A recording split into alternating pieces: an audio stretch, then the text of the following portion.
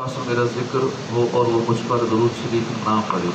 सल्लु अला हबीब सल्लल्लाहु तआला अला मुहम्मद सल्लल्लाहु अलैहि वसल्लम।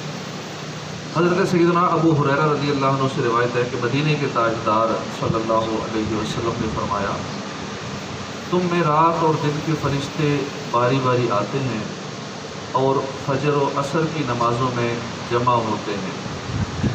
फिर वो फरिश्ते जिन्होंने तुम में रात गुजारी है ऊपर की तरफ चले जाते हैं।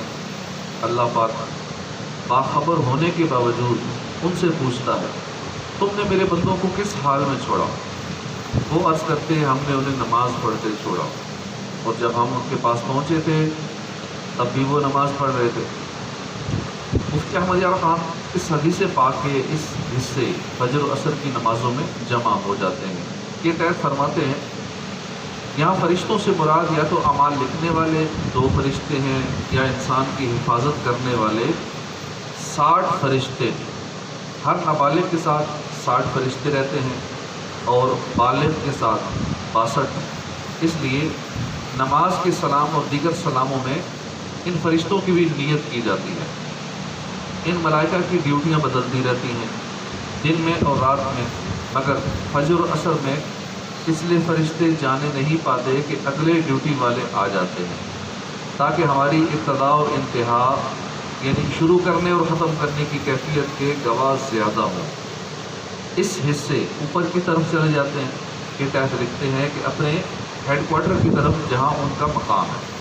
मुफ्ती साहब हदीस पाक के इस हिस्से कि हमने उन्हें नमाज पढ़ते छोड़ा और जब हम उनके पास पहुँचे थे तब भी वो नमाज़ पढ़ रहे थे, ये तहत दलील करते हैं। इसका मतलब या तो ये है कि फरिश्ते नमाजियों की पर्दा पोशी करते हैं कि आसपास की नेकियों का जिक्र और दरमियान की गुनाहों से खामोशी, या ये मतलब है कि ऐ मौला जिन बंदों की इब्तिदा और इंतहा ऐसी हो उसमें हमेशा बरकत ही रहती है।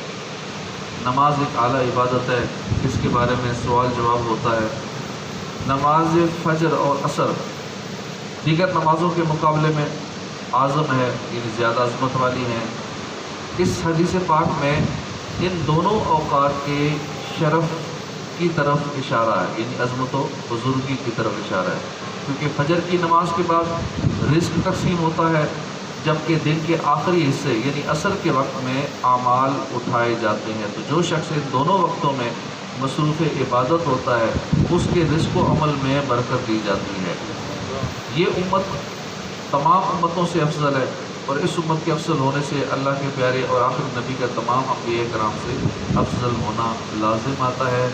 सैयदना उमरा बिन रुवैबा रज़ियल्लाहु अन्हु फरमाते हैं कि मैंने मुस्तफ़ा जान रहमत सल्लल्लाहु अलैहि वसल्लम को फरमाते सुना, जिसने सूरज के तुलू हो गुरूब होने से पहले नमाज अदा की, यानी सूरज निकलने और डूबने से पहले नमाज अदा की, यानी जिसने फजर और असर की नमाज पढ़ी, वो हरगिज़ जहन्नम में दाखिल ना होगा। मुफ्ती अहमद यार खान इस हदीस पाक के तहत लिखते हैं, इसके 2 मतलब हो सकते हैं। एक ये कि फजर और असर की पाबंदी करने वाला दोज़ख में हमेशा रहने के लिए ना जाएगा, अगर गया तो आर्जी तौर पर।